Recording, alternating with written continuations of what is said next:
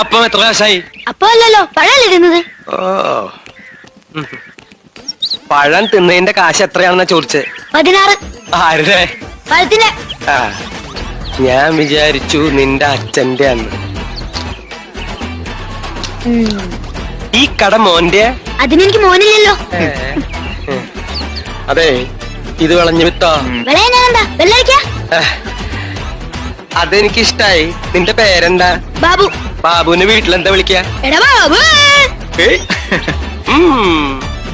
അപ്പോ ബാബു ആണോ ഈ കട നോക്കണേ? അല്ല, ഇവിടെ വരുന്നവരും വഴി കൂടെ പോകുന്നവരും ഒക്കെ നോക്കും. സ്വാമി ഉണ്ടാ? ഉണ്ട്. എങ്ങനെയാ റേറ്റ്? അത് പല റേറ്റാ. ഒന്ന് കാണാൻ പറ്റോ? വണ്ടി ഉണ്ടാ? വണ്ടി ഉണ്ടോന്നാ? വണ്ടി ഇല്ലല്ലോ, വണ്ടി. വണ്ടി ഉണ്ട്. ഈ കടയിൽ നോക്കിക്കോണം, ഞാനിപ്പോ വരാം. ബാബുവേ, എന്താടോ? ഒന്നുമില്ലടോ.